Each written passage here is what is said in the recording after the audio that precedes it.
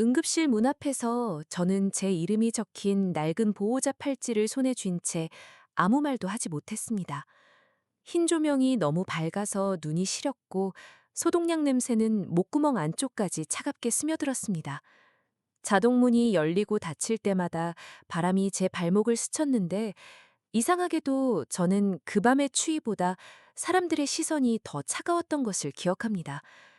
어머니는 안쪽 침대에 누워 계셨습니다. 제 친어머니는 아니었습니다.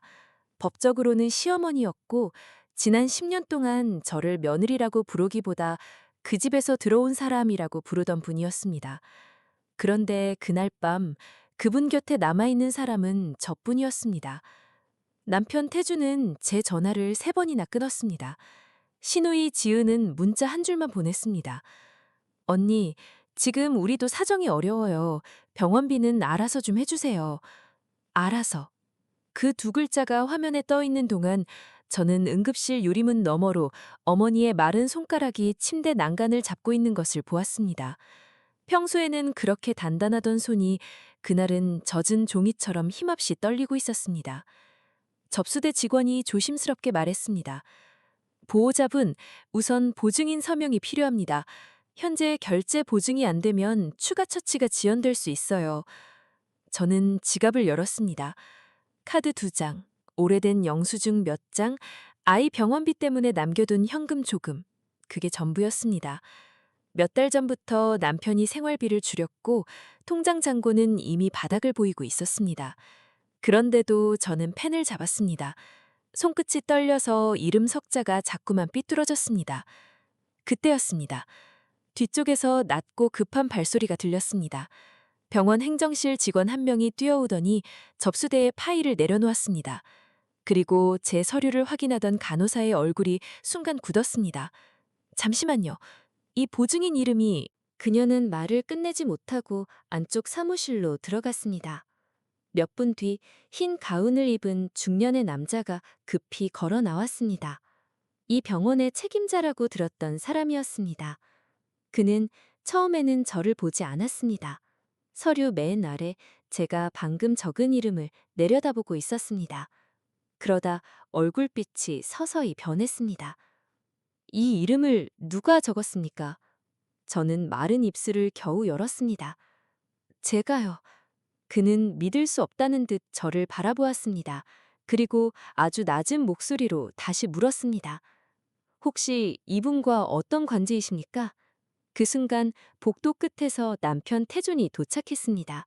숨이 찬 얼굴이었지만 걱정보다는 짜증이 먼저 보였습니다.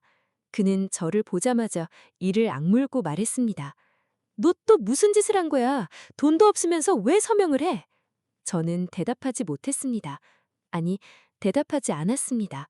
의사가 들고 있던 서류 속 이름 하나가 제가 지난 세월 동안 숨겨온 모든 침묵을 이미 흔들기 시작했기 때문입니다. 그 밤 모두가 어머니를 버리고 도망쳤다고 생각했습니다. 하지만 사실은 더 오래전부터 누가 누구를 버렸는지 아무도 제대로 들여다본 적이 없었습니다. 제가 그 자리에서 도망치지 않았는지, 왜 저를 미워하던 사람을 위해 마지막까지 펜을 놓지 않았는지 이해하려면 이야기는 몇 년 전, 아직 우리 집 식탁에 따뜻한 국 냄새가 남아있던 시절로 돌아가야 합니다. 처음 그 집에 들어갔을 때 저는 제가 조금만 더 잘하면 언젠가는 가족이 될 수 있을 거라고 믿었습니다. 태준과 결혼한 지 얼마 되지 않았던 그해 봄, 우리는 오래된 주택가 끝에 있는 작은 2층 집에서 살았습니다. 창문을 열면 맞은편 집 감나무 가지가 바람에 흔들렸고 아침마다 골목을 지나가는 두부장수의 작은 종소리가 들렸습니다. 부유한 집은 아니었지만 저는 그 조용한 소리가 좋았습니다.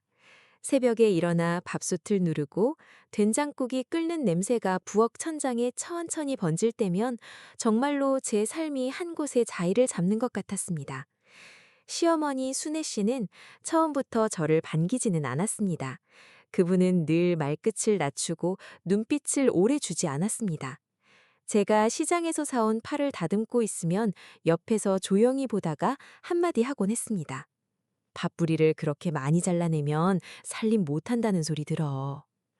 그런 말들이 아프지 않았다고 하면 거짓말입니다.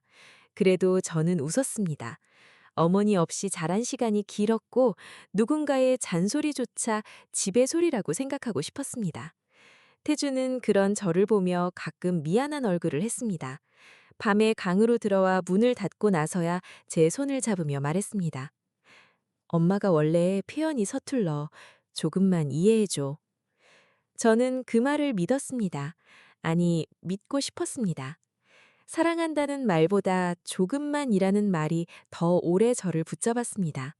조금만 참으면, 조금만 잘하면, 조금만 시간이 지나면 괜찮아질 거라고 스스로를 달랬습니다. 그때 저는 작은 분식집에서 일했습니다. 점심시간이면 손님이 몰려 손목이 저릴 정도로 김밥을 말았고 저녁에는 집으로 돌아와 또 밥상을 차렸습니다. 몸은 고단했지만 이상하게 마음은 버틸만 했습니다. 언젠가 아이가 생기면 이 집에서도 제 자리가 조금은 단단해질 거라고 생각했습니다. 제 통장에는 아주 조금씩 돈이 모이고 있었습니다. 이름 없는 봉투에 넣어 장롱 깊숙한 곳, 겨울 이불 아래에 숨겨둔 돈이었습니다. 처음에는 아이를 위해, 나중에는 혹시 모를 병원비를 위해 모았습니다. 살면서 한 번쯤은 누군가를 급하게 지켜야 하는 날이 올지도 모른다는 막연한 불안이 늘 제 안에 있었기 때문입니다. 그 불안이 어디서 왔는지는 몰랐습니다. 다만 어느 날 밤 그 이유를 조금은 짐작하게 되는 일이 있었습니다. 그날도 저는 설거지를 끝내고 부엌 불을 끄려던 참이었습니다. 거실에는 시어머니 혼자 앉아 계셨고 태주는 아직 회사에서 돌아오지 않았습니다. 전화벨이 울리자 어머님은 급히 몸을 일으켰습니다. 평소 느리던 걸음과 달리 그날은 마치 들켜서는 안 되는 물건을 숨기러 가는 사람처럼 빠르게 안방 문을 닫았습니다. 저는 물 묻은 손을 수건에 닦다가 문틈 사이로 새어나오는 낮은 목소리를 들었습니다. 그 이름은 다시 꺼내지 마. 그 애가 알면 안 돼. 그 애. 그 말이 이상하게 제 귀에 오래 남았습니다. 누구를 말하는 걸까? 태준일까, 지은일까, 아니면 저일까? 저는 몇 초 동안 그 자리에 서 있었습니다. 냉장고가 낮게 웅웅거리는 소리, 싱크대 끝에서 떨어지는 물방울 소리, 안방 안에서 끊기듯 이어지는 숨소리까지 너무 선명했습니다. 잠시 뒤 어머니가 문을 열고 나왔을 때 저는 아무렇지 않은 척 컵을 정리하고 있었습니다. 어머니는 저를 한번 보더니 시선을 피했습니다. 그리고 지나가듯 말했습니다. 남의 집 전화에 귀 세우는 거 아니다. 저는 얼굴이 뜨거워져 고개를 숙였습니다. 그 말이 억울했지만 변명하면 정말 훔쳐들은 사람이 될 것 같았습니다. 그날 밤 태준에게 말하려다가 그만두었습니다. 그는 늦게 돌아와 넥타이도 풀지 못한 채 소파에 누웠고 저는 그 피곤한 얼굴에 또 제 불편함을 얹고 싶지 않았습니다. 나중에 생각하면 그때 물어봤어야 했습니다. 그 이름이 누구냐고, 어머니가 왜 그렇게 겁을 냈냐고, 왜 제 존재 앞에서 어떤 과거를 닫아걸려고 했냐고. 하지만 그때 저는 가족이란 원래 모르는 척 넘어가야 하는 비밀 몇 개쯤은 품고 사는 거라고 믿었습니다. 며칠 뒤 장롱을 정리하다 낡은 종이봉투 하나를 발견했습니다. 제 곳이 아니었습니다. 누렇게 바랜 봉투 입구에는 오래된 병원 로고가 흐릿하게 찍혀 있었고 안에는 찢어진 영수증 조각과 사진 한 장이 들어 있었습니다. 사진 속 젊은 시어머니는 지금보다 훨씬 마른 얼굴로 어떤 남자 옆에 서 있었습니다. 남자의 얼굴은 접힌 자국 때문에 반쯤 가려져 있었지만 사진 뒷면에는 낯선 이름 하나가 적혀 있었습니다. 윤도현. 그 이름을 보는 순간 이상하게 심장이 한번 크게 내려앉았습니다. 저는 그 이름을 어디선가 본 적이 있는 것 같았습니다. 하지만 아무리 생각해도 기억은 잡히지 않았습니다. 그저 오래된 먼지 냄새와 함께 설명할 수 없는 찜찜함만 손끝에 묻어났습니다. 그때 등 뒤에서 시어머니의 목소리가 들렸습니다. 그건 왜 보고 있어? 저는 놀라 봉투를 떨어뜨릴 뻔했습니다. 어머니는 제 손에 들린 사진을 빼앗듯 가져갔고 봉투를 가슴에 꼭 안았습니다. 그 얼굴에는 화보다 두려움이 먼저 지나갔습니다. 버릴 물건이야. 다시는 손대지 마. 저는 고개를 끄덕였습니다. 그 이상 묻지 않았습니다. 그 집에서 오래 살고 싶었고 사랑받고 싶었고 무엇보다 태준이 불편해지는 것을 원하지 않았습니다. 그때 저는 몰랐습니다. 제가 덮어둔 그 낡은 봉투 하나가 훗날 응급실의 차가운 조명 아래에서 다시 제 앞에 놓이게 될 줄은. 그리고 그 이름이 모두가 외면한 밤에 한 사람의 목숨뿐 아니라 제가 참아온 세월의 의미까지 뒤흔들게 될 줄은 정말 몰랐습니다. 불안은 처음부터 큰 소리로 찾아오지 않았습니다. 문 밖에 놓인 젖은 우산처럼 아무도 치우지 않으면 천천히 바닥을 적시는 식으로 우리 집안에 스며들었습니다. 그해 가을, 시누이 지은이 갑자기 집으로 들어왔습니다. 남편과 다툰 뒤 잠시만 머물겠다고 했습니다. 어머니는 마치 오래전부터 정해진 일이라는 듯 이불을 꺼내고 안방 옆 작은 방을 비워주셨습니다. 저는 늦은 밤까지 일하고 돌아와 그 방에 있던 제 재봉틀과 계절옷 상자를 베란다로 옮겼습니다. 손끝이 시렸지만 아무 말도 하지 않았습니다. 가족이 힘들 때 돕는 건 당연하다고 생각했습니다. 지은은 처음 며칠 동안은 조용했습니다. 밥상 앞에서도 고개를 숙이고 제게 언니 미안해요 라고 말했습니다. 그 말이 너무 작아서 저는 오히려 마음이 약해졌습니다. 뜨거운 국그릇을 그녀 앞에 밀어주며 괜찮다고 했습니다. 그런데 이상하게도 그녀가 온 뒤부터 집안의 공기가 조금씩 바뀌기 시작했습니다. 어머니는 제게 하던 말을 지은 앞에서는 더 날카롭게 했습니다. 제가 퇴근 후 숨 돌릴 틈도 없이 부엌으로 들어가면 어머니는 소파에 앉아 텔레비전을 보며 말했습니다. 지은이는 마음이 약해서 쉬어야 해. 너는 원래 강하잖아. 강하다는 말이 그때부터 제게는 칭찬이 아니었습니다. 누군가를 더 부려도 된다는 허락처럼 들렸습니다. 태준도 변했습니다. 예전에는 제가 늦게 들어오면 물 한 잔이라도 건네던 사람이었는데 어느 순간부터 지은의 눈치를 먼저 봤습니다. 지은이 밤에 울면 방문을 두드려 달래주었고 제가 식탁 앞에서 허리를 펴지 못한 채 앉아 있으면 조금만 이해해줘 라는 말을 다시 꺼냈습니다. 그 말은 또 저를 붙잡았습니다. 하지만 이번에는 전보다 더 차갑게 목에 걸렸습니다. 어느 날 밤 저는 거실에서 낮은 대화 소리를 들었습니다. 물을 마시러 나오려다 문 앞에서 멈췄습니다. 어머니와 지은이 앉아 있었고 태준의 목소리도 섞여 있었습니다. 지은은 울먹이고 있었습니다. 오빠, 나 진짜 이번 한 번만 도와줘. 그 사람들 이번 주까지래. 태준이 낮게 물었습니다. 얼마나 필요해? 그 순간 제 손에 들려있던 컵이 미세하게 흔들렸습니다. 돈 얘기였습니다. 며칠 전부터 어머니가 제 생활비 봉투를 더 얇게 만들었던 이유가 갑자기 떠올랐습니다. 저는 들어가서 물어보고 싶었습니다. 하지만 발이 움직이지 않았습니다. 가족의 어려움을 의심하는 사람이 되고 싶지 않았습니다. 다음 날 아침 태주는 아무렇지 않은 얼굴로 제게 말했습니다. 이번 달은 좀 아껴 쓰자. 회사 사정이 안 좋아. 저는 그 말을 믿으려고 했습니다. 믿지 않으면 그 다음부터 무엇을 믿어야 할지 몰랐기 때문입니다. 그런데 그날 저녁 지은이 새 코트를 입고 들어왔습니다. 택도 떼지 않은 밝은 베이지색 코트였습니다. 그녀는 제 시선을 느끼고 웃으며 말했습니다. 친구가 안 입는다고 줬어요. 그 웃음이 너무 빨리 사라졌습니다. 마치 준비해둔 대답을 말하고 나서야 안심한 사람처럼. 그때부터 저는 작은 것들을 보기 시작했습니다. 어머니가 전화가 오면 베란다로 나가는 일, 태준이 제 앞에서는 통장 앱을 열지 않는 일, 지은이 택배 상자를 칼로 뜯자마자 영수증부터 구겨버리는 일. 어느 하나만 보면 아무것도 아니었습니다. 하지만 아무것도 아닌 일들이 자꾸 같은 방향을 가리키고 있었습니다. 가장 이상했던 건 어머니의 낡은 봉투였습니다. 제가 다시는 손대지 않겠다고 한 그 병원 봉투가 어느 날 안방 서랍에서 사라졌습니다. 대신 어머니의 베개 밑에 작은 열쇠가 생겼습니다. 저는 우연히 이불을 정리하다 그것을 보았습니다. 오래된 은색 열쇠였고 손잡이 부분에는 흐릿하게 숫자 17이 새겨져 있었습니다. 제가 만지기도 전에 어머니가 방 안으로 들어와 제 손목을 붙잡았습니다. 남의 물건 뒤지는 버릇 아직도 못 고쳤니? 저는 너무 놀라 아무 말도 못했습니다. 손목이 아픈 것보다 그 말이 더 아팠습니다. 어머니는 곧 손을 놓았지만 제 피부에는 한동안 붉은 자국이 남아 있었습니다. 그날 밤 태준에게 조심스럽게 물었습니다. 지은에게 무슨 일이 있느냐고. 혹시 돈이 필요한 거냐고. 그는 피곤하다는 듯 이마를 문지르더니 저를 보지 않고 대답했습니다.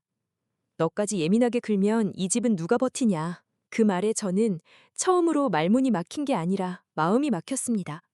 저는 이 집을 함께 사는 사람이 아니라 무너지지 않게 바치고 있어야 하는 기둥처럼 취급받고 있었습니다. 기둥은 울면 안 되고 의심하면 안 되고 금이 가도 아무도 들여다보지 않는 것처럼요. 며칠 뒤 제 숨겨둔 봉투가 조금 얇아진 것을 발견했습니다. 겨물 이불 아래 제가 아이를 위해 모아둔 돈. 정확히 세어보지 않아도 알 수 있었습니다. 손끝이 기억하고 있었으니까요. 몇 장이 비어 있었습니다. 저는 그날 아무에게도 묻지 않았습니다. 하지만 처음으로 부엌 불을 끄고 어두운 유리창에 비친 제 얼굴을 오래 바라보았습니다. 그 안에 저는 낯설게 지쳐 있었고 눈빛만은 조용히 달라지고 있었습니다. 그때부터였던 것 같습니다. 제가 이 집에서 잃어버리고 있는 것이 돈만은 아니라는 걸 아주 늦게라도 깨닫기 시작한 순간은 그 뒤로 집안의 시간은 이상하게 느리게 흘렀습니다. 하루하루가 특별히 무너지는 것 같지는 않았지만 매일 밤 잠자리에 들 때마다 제 안에 무언가가 조금씩 닳아 없어지는 느낌이 들었습니다. 아침은 늘 부엌에서 시작됐습니다. 밥솥에서 김이 오르고 냄비 안에서는 국이 끓었고 저는 출근 전까지 반찬을 담고 식탁을 닦았습니다. 그런데 어느 순간부터 그 식탁에는 제 자리가 희미해졌습니다.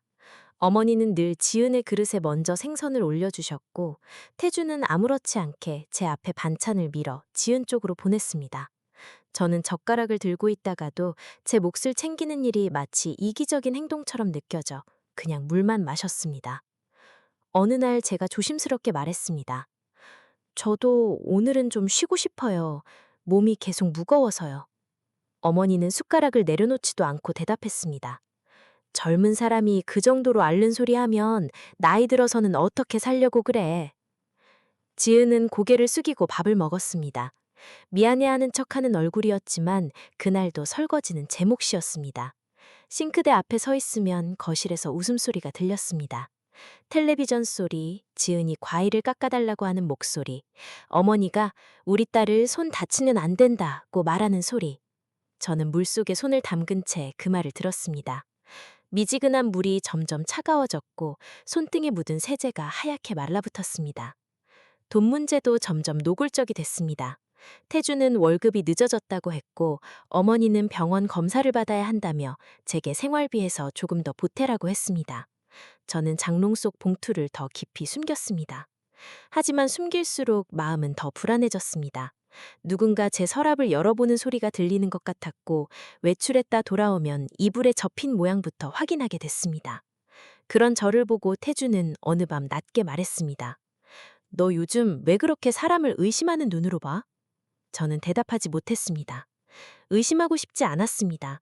하지만 믿으려고 할 때마다 거짓말의 가장자리가 보였습니다. 지은의 방 앞에 놓인 새 쇼핑백, 어머니가 급히 감추는 통장, 태준이 욕실까지 들고 들어가는 휴대전화.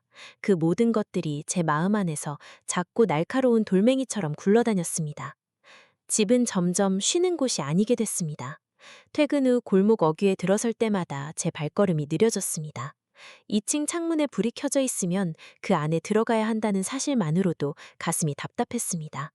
현관문을 열면 신발들이 아무렇게나 흩어져 있었고 식탁 위에는 마신 컵과 과자 봉지가 그대로 놓여 있었습니다. 제가 그것들을 치우는 동안 아무도 고맙다고 말하지 않았습니다. 당연한 일처럼, 제가 숨을 쉬는 것처럼 제가 치우고 닦고 참는 것은 집의 일부가 되어 있었습니다. 가끔은 제 자신이 너무 초라해서 화장실 문을 잠그고 울었습니다. 물을 틀어놓고 울면 아무도 듣지 못할 거라 생각했습니다. 그런데 어느 날 문 밖에서 어머니의 목소리가 들렸습니다. 올 시간 있으면 나와서 바닥이나 닦아. 그 말에 눈물이 멈췄습니다. 슬퍼서가 아니라 너무 차가워서 더 이상 울 수도 없었습니다. 거울 속 제 얼굴은 낯설었습니다. 입술은 마르고 눈밑은 검었고 웃는 법을 잊어버린 사람처럼 보였습니다. 그 무렵부터 저는 밤마다 작은 소리에 깼습니다. 새벽 2시쯤이면 거실에서 낮은 통화 소리가 들렸습니다. 지은은 방문을 닫고 속삭였고 어머니는 가끔 그 앞을 서성했습니다. 한 번은 물을 마시러 나갔다가 태준이 현관 앞에서 신발을 신고 있는 것을 보았습니다. 그는 저를 보고 짜증 섞인 얼굴로 말했습니다. 회사 일이야, 들어가자. 하지만 회사에 가는 사람의 손에는 서류 가당이 없었습니다.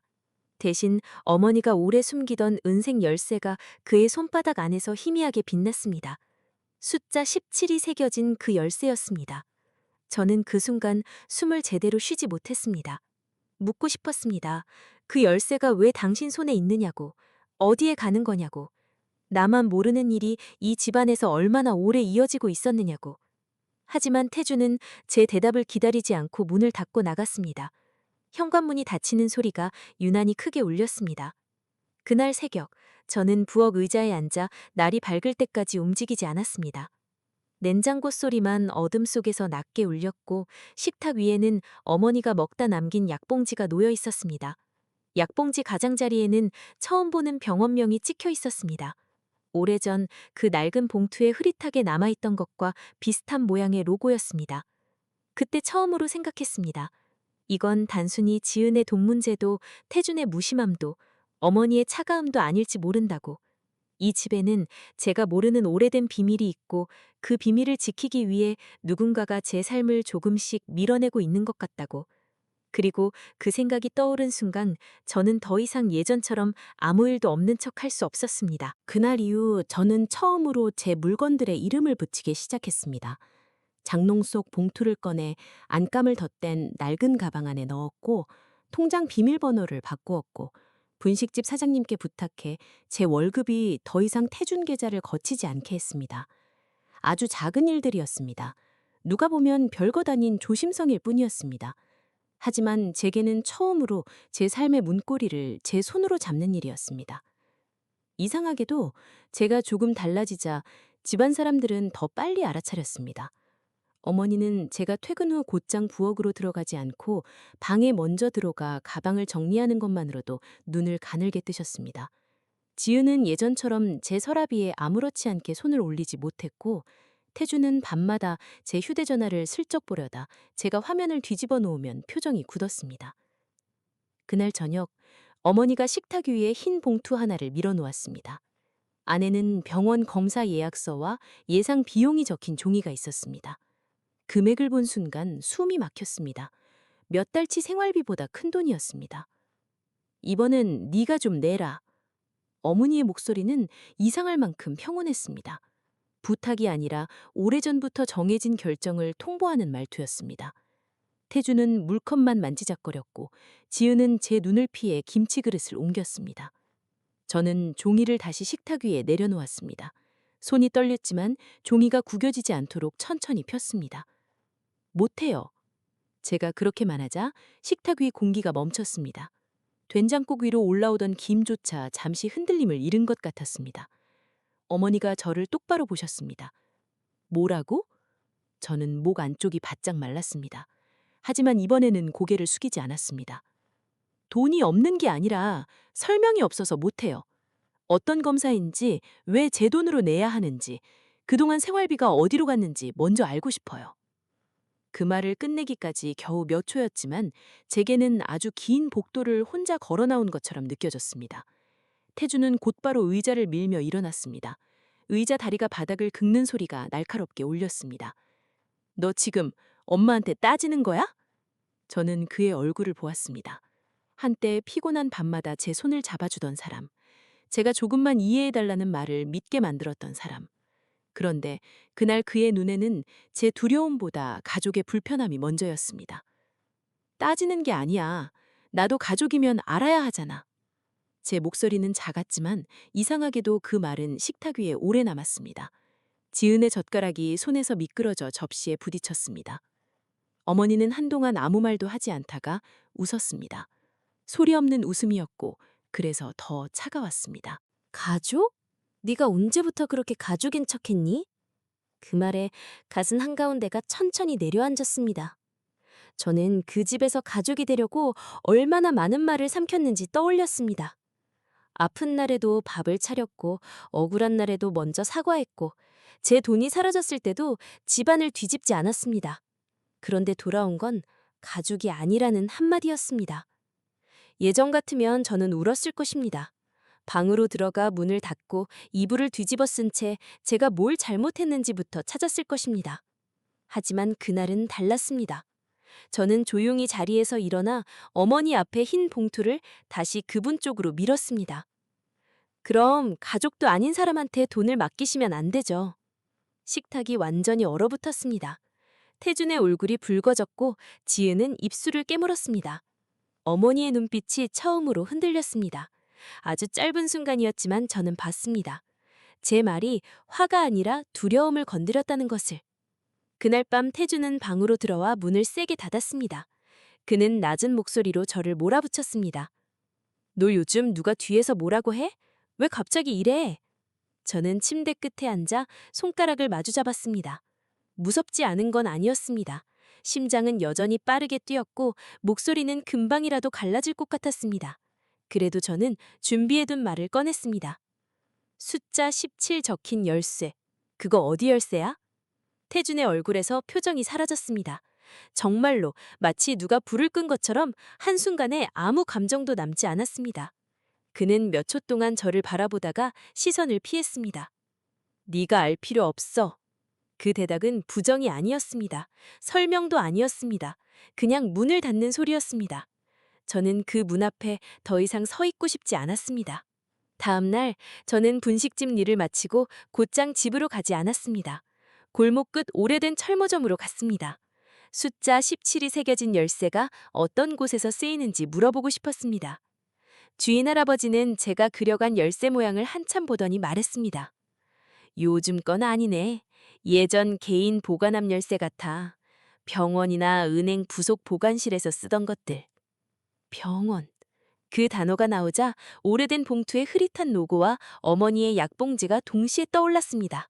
손바닥 안이 차갑게 식었습니다. 저는 집으로 돌아오는 길 내내 주머니 속 휴대전화를 만지작거렸습니다. 누군가에게 전화해야 할 것 같았지만 누구에게 해야 할지 몰랐습니다. 그날 밤 예상치 못한 일이 벌어졌습니다. 제가 방에 들어가자 장롱문이 아주 조금 열려 있었습니다. 겨울 이불은 제자리에 있었지만 제가 새로 숨겨둔 낡은 가방은 바닥에 떨어져 있었습니다. 지퍼가 반쯤 열려 있었고 봉투 안에 돈은 그대로였지만 제 통장 사본과 신분증 복사본만 사라져 있었습니다. 저는 그 자리에 서서 한참 숨을 쉬지 못했습니다. 돈을 훔친 게 아니었습니다. 더 무서운 건 누군가 이제 제 이름이 필요로 하고 있다는 사실이었습니다. 그 순간 거실에서 어머니의 목소리가 들렸습니다. 낮고 지친 듯하면서도 단호한 목소리였습니다. 서둘러야 해. 그의 이름으로 처리할 수 있을 때 해야지. 저는 문고리를 잡은 채 굳어버렸습니다. 그리고 처음으로 분명히 알았습니다. 이 집 사람들은 제 침묵만 이용한 게 아니었습니다. 제 이름까지, 제 존재까지 어딘가에 가져다 쓰려고 하고 있었습니다. 그 말을 들은 뒤에도 저는 바로 문을 열고 나가지 못했습니다. 문고리를 잡은 손바닥에 땀이 배어나왔고 거실에서 들려오는 숨소리와 시계 초침 소리가 이상할 만큼 크게 들렸습니다.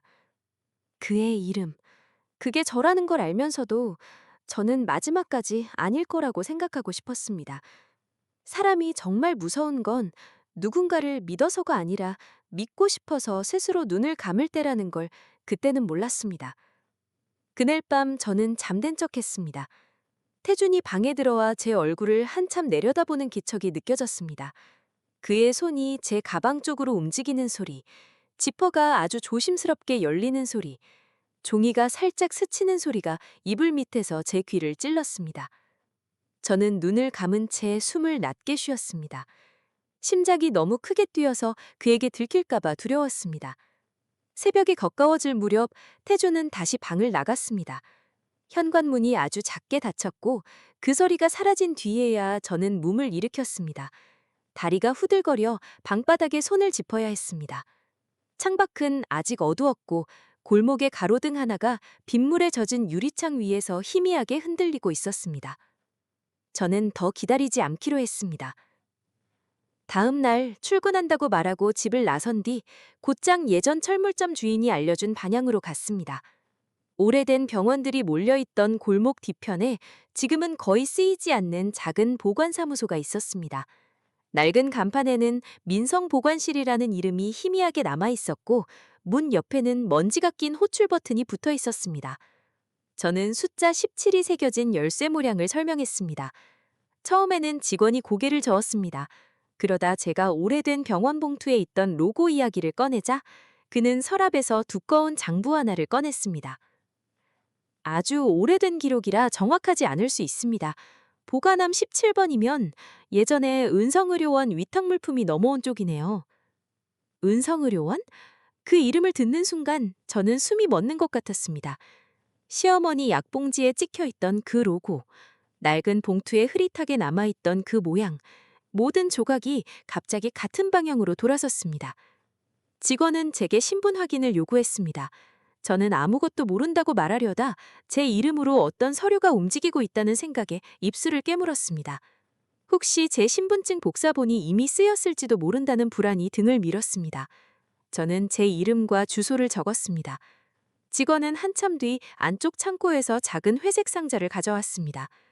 그 상자 위에는 오래된 종이 라벨이 붙어 있었습니다. 보관자 윤도현. 그 이름을 다시 보는 순간 몇 년 전 장롱 속 사진 뒷면의 글씨가 눈앞에 떠올랐습니다. 젊은 시어머니 옆에 서 있던 얼굴이 접힌 자국에 가려졌던 그 남자. 저는 손끝이 차가워지는 것을 느끼며 상자를 열었습니다. 안에는 낡은 사진 몇 장, 병원 영수증, 손으로 쓴 편지 한 통, 그리고 오래된 보증 관련 서류가 들어 있었습니다. 종이된 오래되어 가장자리가 누렇게 변해 있었고 편지 봉투에는 제 남편 태준의 어린 시절 이름이 적혀 있었습니다. 하지만 가장 밑에 있던 서류를 보는 순간 저는 더 이상 움직일 수 없었습니다. 시어머니 순애 씨가 오래전 큰 수술을 받았고 그 비용과 이후 치료비를 윤도현이라는 사람이 보증했다는 기록이었습니다. 그리고 그 옆에는 짧은 메모가 남아 있었습니다. 환자 가족에게 알리지 말 것. 아이들이 부담을 느끼지 않게 해달라. 눈앞이 흐려졌습니다. 저는 그 문장을 몇 번이고 다시 읽었습니다. 윤도현이라는 사람은 빚쟁이도 숨겨야 할 부끄러운 과거도 아니었습니다. 그는 시어머니가 가장 어려웠던 때 조용히 병원비를 감당해준 사람이었습니다. 그런데 왜 그 이름은 집안에서 금지된 이름이 되었을까? 왜 어머니는 그 이름만 나오면 두려워했고 태주는 그 열쇠를 들고 새벽에 나갔을까? 편지를 펼쳤을 때 손이 심하게 떨렸습니다. 글씨는 단정했지만 마지막 줄로 갈수록 힘이 빠져 있었습니다. 순애 씨, 아이들에게는 말하지 않겠습니다.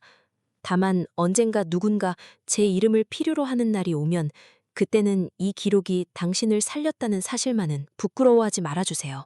저는 그 자리에서 오래 앉아 있었습니다. 창고 안은 먼지 냄새가 났고 바깥에서는 누군가 철문을 여닫는 소리가 났습니다. 그런데 제 귀에는 아무것도 제대로 들어오지 않았습니다. 제가 그동안 본 어머니의 차가움, 그 낡은 봉투를 빼앗던 손, 태준이 새벽마다 감추던 열쇠, 지은의 불안한 눈빛, 모든 것이 한꺼번에 다른 얼굴을 갖기 시작했습니다. 그들은 돈을 숨기려던 게 아니었습니다. 과거를 지우려 했습니다. 어머니를 살린 사람의 이름을 가족의 체면을 위해 묻어두려 했습니다. 그리고 이제 어머니의 병이 다시 깊어지자 그 오래된 보증 기록을 이용해 병원 처리를 하려 했던 것입니다. 하지만 자기들 이름으로는 나서기 싫었겠지요. 오래전의 빚과 진실이 드러날까봐. 그래서 제 이름이 필요했던 겁니다. 아무것도 모른 채 서명하고 문제가 생기면 책임을 떠안을 사람. 늘 참았고 늘 대신 미안해했던 사람. 바로 저였습니다. 그때 제 휴대전화가 울렸습니다. 태준이었습니다. 화면 위에 그의 이름이 떠 있는 동안 저는 상자 속 사진 한 장을 바라보고 있었습니다. 사진 뒷면에는 다시 그 글씨가 있었습니다. 윤도현. 그리고 사진 앞면 접힌 자국에 가려졌던 얼굴 옆에는 아주 어린 태준이 안겨 있었습니다. 어머니는 젊었고 울다 지친 얼굴로 아이를 꼭 끌어안고 있었습니다. 저는 전화를 받지 않았습니다. 대신 편지와 서류를 가방 안에 넣었습니다. 창고 문을 나설 때 햇빛이 눈부시게 쏟아졌지만 이상하게 따뜻하지 않았습니다. 제 안에서 무언가가 조용히 식어가고 있었습니다. 분노보다 먼저 찾아온 건 슬픔이었습니다. 그 긴 세월 동안 저는 이 집의 비밀을 망칠 사람이 아니라 그 비밀을 떠안게 될 사람으로 선택되었다는 사실이 너무 아팠습니다. 그날 저녁 집으로 돌아가기 전 병원 앞에 한참 서 있었습니다. 구급차 사이렌이 멀리서 가까워졌다가 다시 사라졌습니다. 저는 가방끈을 꽉 잡고 생각했습니다. 이제는 더 이상 모른 척하지 않겠다고. 누가 울고 누가 소리치고 누가 저를 배은망덕하다고 몰아도 이번에는 제 이름을 남의 죄를 덮는 데 쓰게 두지 않겠다고. 그리고 얼마 지나지 않아 그 결심은 응급실의 차가운 조명 아래서 시험받게 되었습니다. 그날 밤 병원에서 전화가 왔을 때 저는 이미 무슨 일이 터졌다는 걸 직감했습니다. 수화기 너머 간호사의 목소리는 침착했지만 배경에서는 바퀴 달린 침대가 급히 밀리는 소리와 누군가의 짧은 지시가 겹쳐 들렸습니다. 시어머니 순애 씨가 집 앞 계단에서 쓰러졌고 이웃이 신고해 응급실로 옮겨졌다는 말이 끝나기도 전에 저는 외투를 집어들었습니다. 태준에게 전화를 걸었지만 받지 않았습니다. 지은에게도 걸었습니다. 한참 뒤 도착한 답장은 한 줄뿐이었습니다. 언니가 가까우니까 먼저 가요. 가까우니까. 그 말을 보는 순간 웃음도 눈물도 나오지 않았습니다. 늘 가까운 사람은 저였습니다.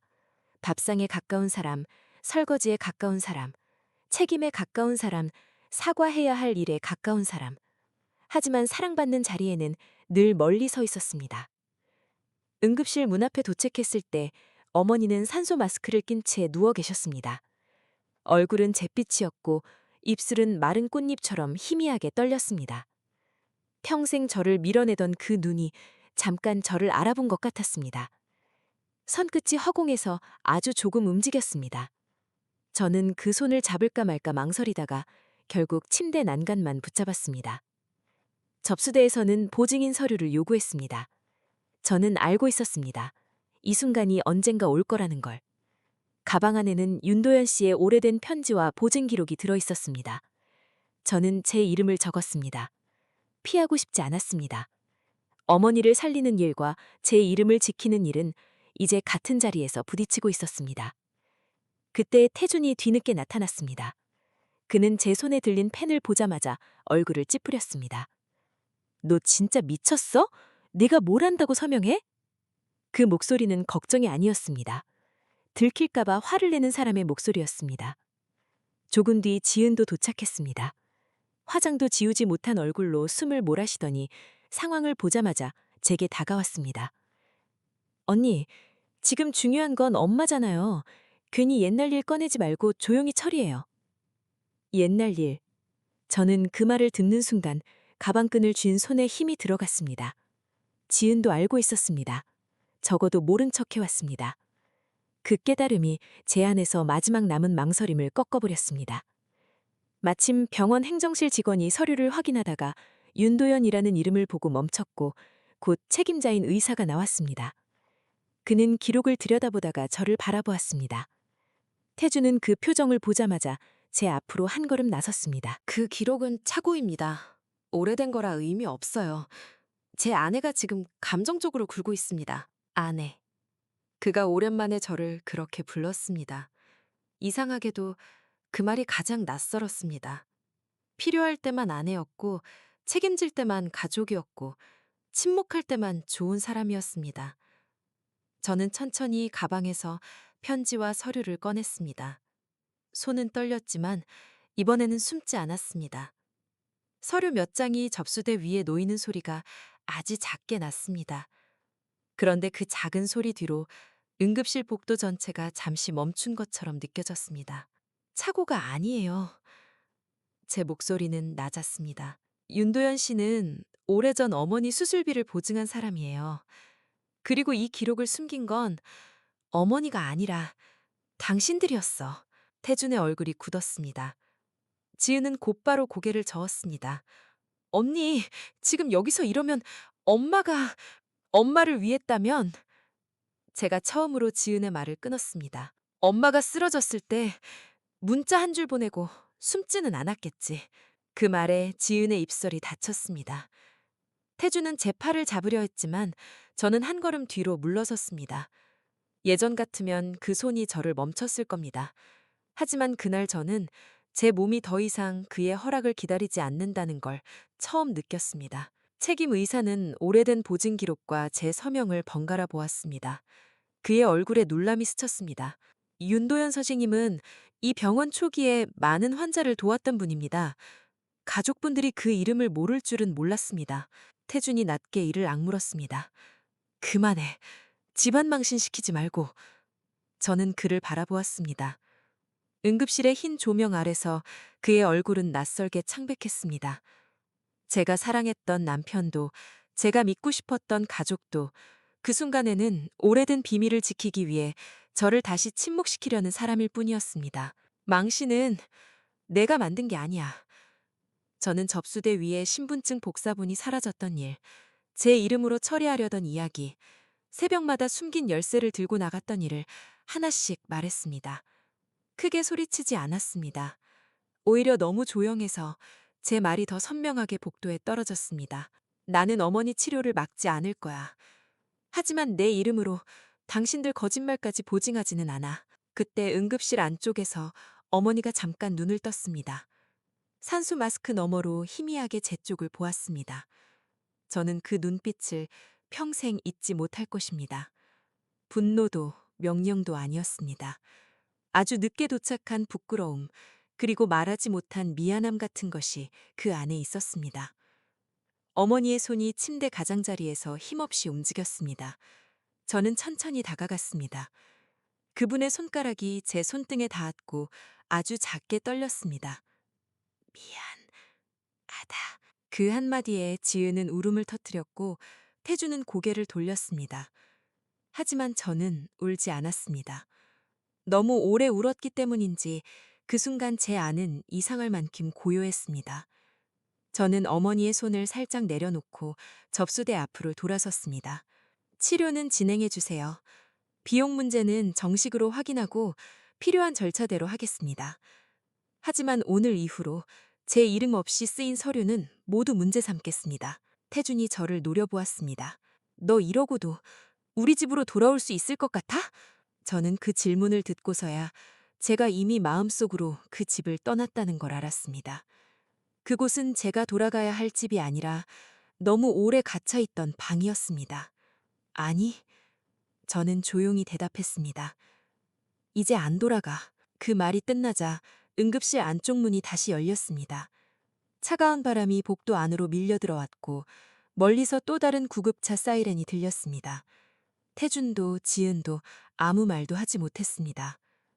그날 밤 제 이름은 누군가의 거짓말을 덮는 보증인이 아니라 제가 처음으로 제 삶을 되찾겠다고 선언한 서명이 되었습니다. 며칠 뒤 저는 그 집으로 돌아가 짐을 챙겼습니다. 비가 온 뒤라 골목 바닥은 아직 젖어 있었고 2층 계단에는 시어머니가 쓰러졌던 날의 흙자국이 희미하게 남아 있었습니다. 예전 같으면 저는 그 자국부터 닦았을 것입니다. 누가 시키지 않아도 누가 보지 않아도 제가 해야 할 일이라고 생각했을 것입니다. 그런데 그날은 잠시 멈춰서서 그 얼룩을 바라보기만 했습니다. 이상하게도 더럽다는 생각보다 오래 버틴 시간의 흔적처럼 보였습니다. 현관문을 열자 집안은 조용했습니다. 너무 조용해서 오히려 낯설었습니다. 식탁 위에는 씻지 않은 컵이 하나 놓여 있었고 싱크대에는 마른 밥풀이 붙은 그릇들이 쌓여 있었습니다. 제가 사라진 지 며칠 되지 않았는데 집은 벌써 그동안 누가 이곳을 지탱하고 있었는지 드러내고 있었습니다. 태주는 거실에 앉아 있었습니다. 면도를 하지 않은 얼굴로 저를 보았지만 예전처럼 큰 소리를 치지는 못했습니다. 그의 옆에는 지은이 서 있었습니다. 눈은 부어 있었고 손가락으로 휴대전화 모서리만 계속 문지르고 있었습니다. 시어머니는 아직 병원에 계셨습니다. 응급처치는 무사히 끝났지만 회복에는 시간이 필요하다고 했습니다. 태준이 먼저 입을 열었습니다. 엄마가 너를 찾았어. 그 말이 제 마음을 흔들지 않았다고 하면 거짓말입니다. 하지만 저는 더 이상 그 흔들림을 곧바로 용서라고 착각하지 않기로 했습니다. 누군가 저를 찾는다는 이유만으로 제가 다시 저를 버릴 수는 없었습니다. 저는 방으로 들어가 제 옷을 꺼냈습니다. 장롱 문을 열자 겨울 이불 냄새가 났습니다. 그 아래에 숨겨두었던 봉투가 생각났습니다. 그 돈을 지키려고 얼마나 자주 잠에서 깼는지, 누가 방에 들어왔는지 확인하려고 얼마나 숨죽였는지 떠올랐습니다.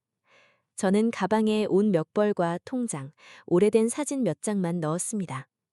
이상하게도 많은 것이 필요하지 않았습니다. 제가 이 집에서 지키려 애썼던 건 물건이 아니었기 때문입니다. 거실로 나오자 지은이 울먹이며 말했습니다. 언니, 나도 무서웠어요. 오빠랑 엄마가 알아서 한다고 해서. 저는 그녀를 바라보았습니다. 지은은 완전히 나쁜 사람은 아니었을지 모릅니다. 겁이 많고 편한 쪽으로 숨는 데 익숙했고 누군가 대신 책임져주는 삶에 너무 오래 기대 있었을 뿐입니다. 하지만 그게 제 상처를 없애주지는 않았습니다. 무서운 건 이해해. 저는 조용히 말했습니다. 하지만 무섭다고 해서 다른 사람 이름 뒤에 숨으면 안 돼. 지은은 고개를 숙였습니다. 그날 처음으로 그녀는 변명하지 않았습니다. 저는 그것만으로 충분하다고 생각하지는 않았지만 적어도 더는 제가 그녀의 눈물까지 닦아줄 필요가 없다는 걸 알았습니다.